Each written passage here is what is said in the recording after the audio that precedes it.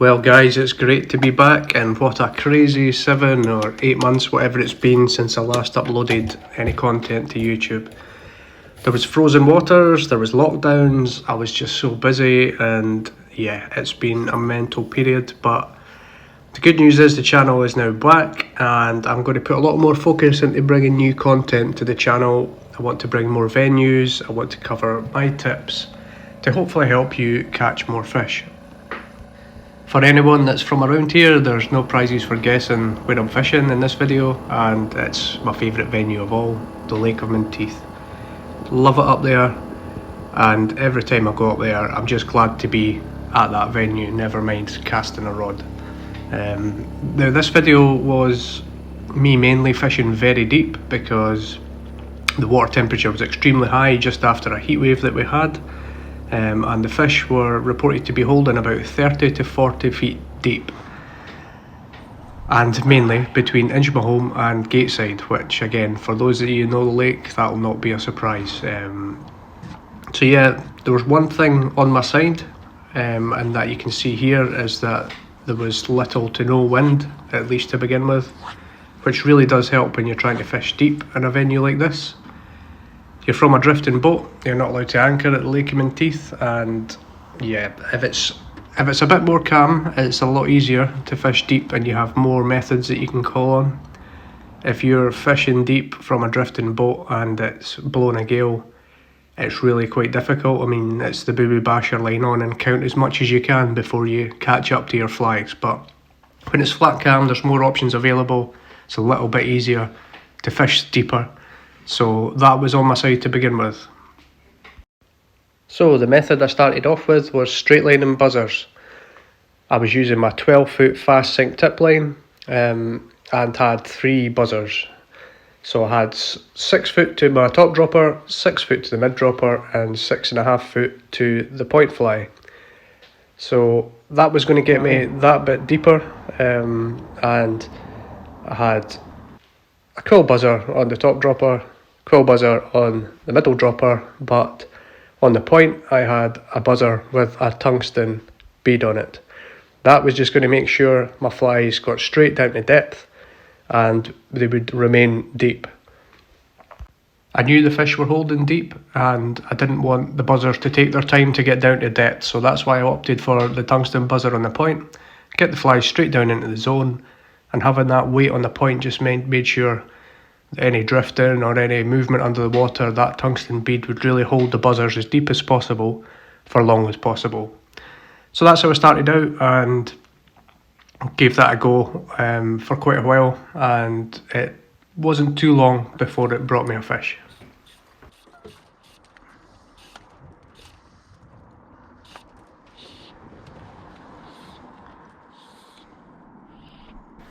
Now, one thing about the Lake of Menteith is the fish scrap.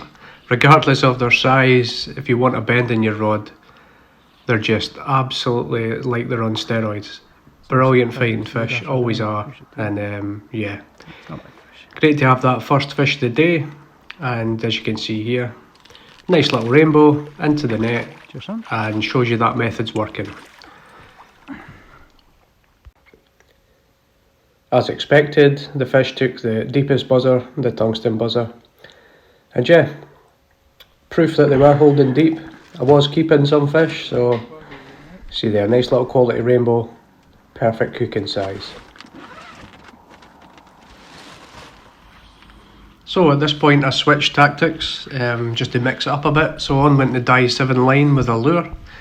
And it's always good to just, for me anyway, mix it up to see, right, that method's working, let's try something else to see what's going to be the most consistent method of catching fish. My boat partner was my dad, Raymond, and as you can see here, it wasn't long before he was also into a fish. Again, he was using a 15-foot sink tip line, and again, this fish fell to a buzzer, so it was clear that that tactic was going to work. And nice for my dad to get his first fish in as well. Nice fish as well there.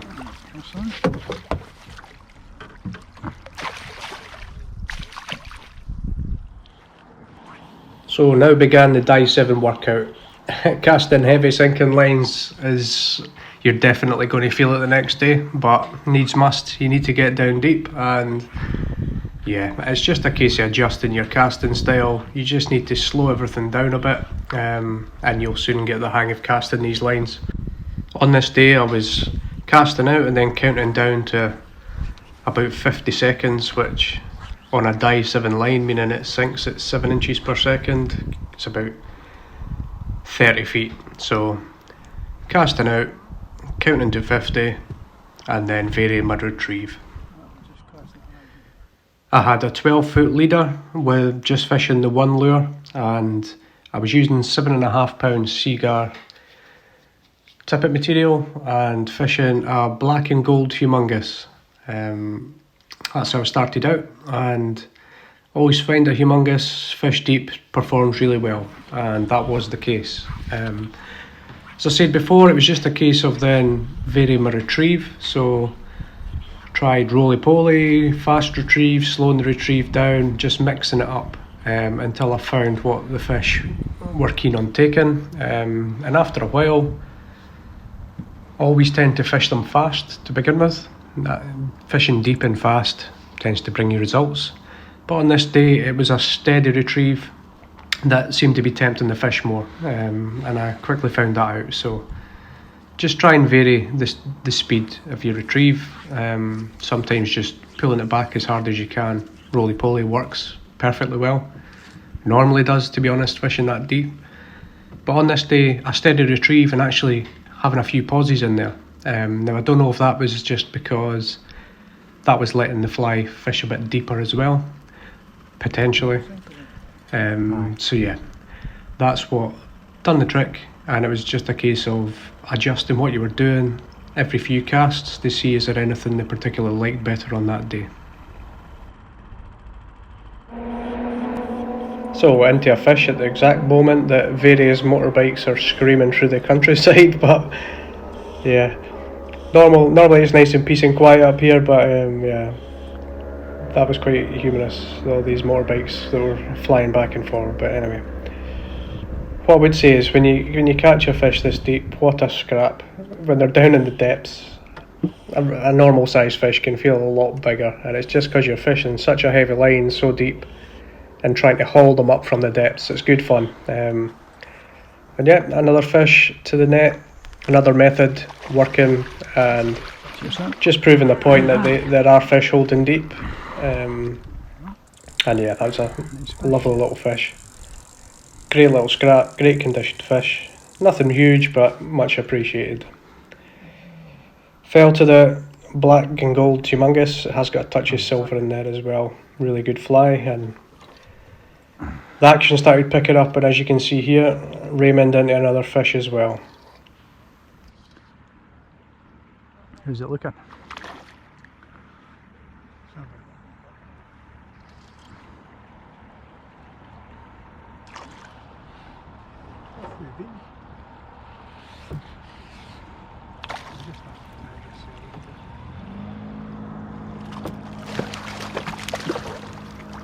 So another fish for Remy, and he was also fishing a lure at this point, but quite funny in that there were fish actually rising, and this was a fish that he targeted.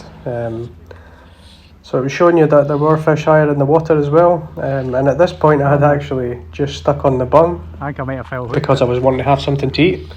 So I put it on the bung and just cast it out thinking I'll enjoy my pie. A fish came up to take the bung off the top of the surface. The bung has a hook in it, and as I struck into it, I thought I'd maybe foul hooked it because it felt very weird playing this fish. As I get the fish closer to the boat, having to abort eating my pie, I actually noticed that there must have been two fish. This fish had actually taken a DL back, which was 5 foot down from the bung, so there must have been a fish trying to take the bung, and the fish took the fly at exactly the same moment. It was in the mouth, and yeah, very odd. The fish had got wrapped a bit in the line, so that's why it felt very odd, but strange fish that one. And again, Raymond into another fish. Again, he was targeting a rising fish, threw his lure over top and pulled it back quick, and another fish landed. Very odd, you may think, that there was fish showing as well as catching them 30 feet down, but I do think the reason for that was these were recently stocked fish. You can have fish that are sitting deep that have been in the lake for quite a while, and you can also have fish that have been recently stocked and still quite higher up in the water, and I think that was what the case was this day. So we had a cracking day's fishing that day, and there was plenty more fish, and yeah, it was really enjoyable. Even when the fish are holding deep, there's plenty of methods which allows you to get to them, and you can still have fun casting heavy sinking lines. It's just a case of finding where the fish are, getting down to the right depth, and yeah, it was a really good day. The following week we were back up again at Menteith, and conditions had changed a little. The fish, there were still some fish holding deep, but there were more coming up and down the water column. The conditions had cooled a bit, so we were keen to get out again and try again our luck and varying techniques to see how high would the fish be in the water now that it cooled down a bit, as there's still going to be some fish holding deep. And as you can see here, it didn't take long before Raymond was into his first fish. Nice little fish that, and yeah, back out again the following week.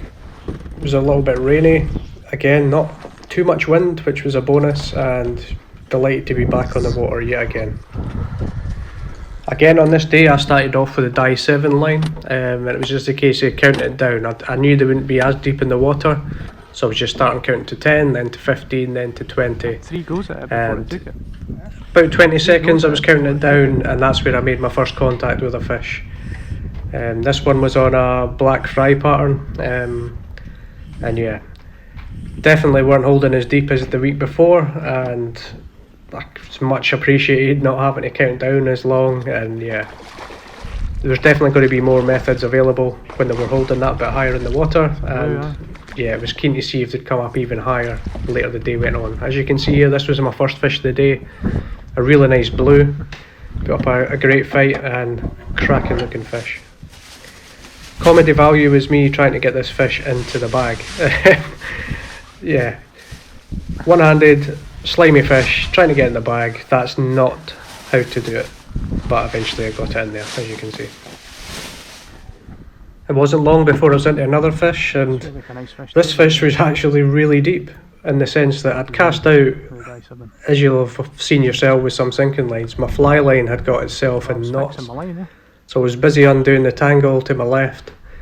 Took me a good wee while to get the knots out, and then started retrieving, thinking just get the line in to recast because it'll be far too deep. Must have been about 50 seconds, something like that, so it must have been about 30 feet down. Pulling back and connected to a fish, so it was showing you we were seeing fish rising, there were still fish clearly holding deep down at 30 feet. This fish actually felt like a monster, and it wasn't even a big fish because it had got wrapped up a bit in the line. I was only fishing one fly, and still somehow it managed to get wrapped in the line. And so the fishing continued, and plenty more fish were landed. Really was an enjoyable day, and as you can see there's my dad getting another one. Another one for Raymond here, and this fish did not like the look of the net. Doing a backwards flip there over the net, and yeah, good fighting fish, and really are fully beans. But we then just, after Raymond here landing that fish, we decided to move in a bit, so tactics were changed. I was fishing a floating line with a 15-foot leader with just the one fly, and that fly was a dark brown and gold humongous. I say humongous, it's a variant on a humongous. I don't want to get the purists saying it's not a humongous. It's not a true humongous, but so we moved in sort of closer to the edge, near the lilies, and it was clear the fish were higher up in the water, or certainly there were many fish higher up in the water, and it was a case of casting into the edge, just letting that fly sink. It's got quite heavy eyes on it. I was letting it sink and just very slowly retrieving it, and yeah, this fly really did attract their attention and landed me a fair few fish.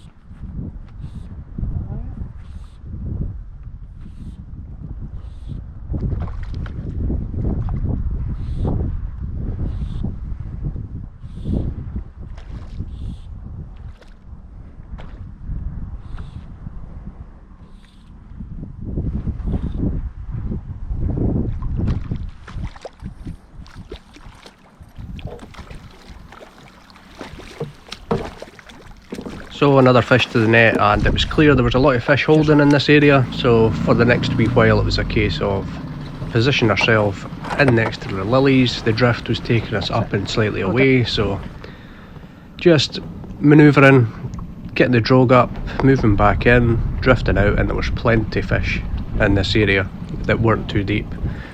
So we did that for the next wee while and had a great success there.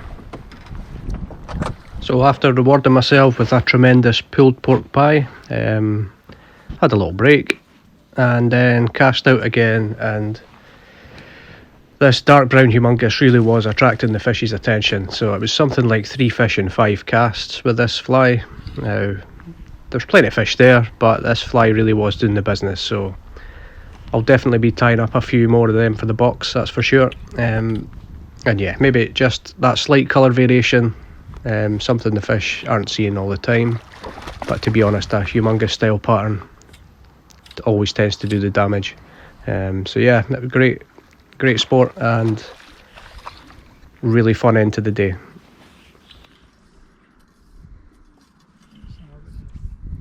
That's alright.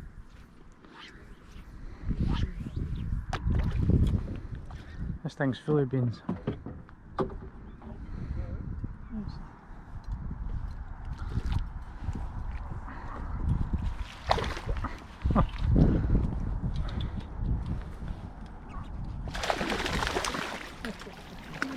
So another fish to the net, and yeah, great day up at Menteith, and interesting day in that the fish were definitely up and down the water column, obviously from the roasting hot heat where they were holding deep. There was clearly fish still down deep, there was fish at the surface, there was fish in between, and it really was great sport. Yeah, so great to be out, especially with my dad. Both had a great day's sport, and you can see here Ramy landing another couple of fish. I think my rod was lying near the net. Can't get better for me up at Menteith, and yeah. Hope you enjoyed the video, guys, and it won't be long till the next one. Really going to push to keep this channel going now, and I'll see you next time.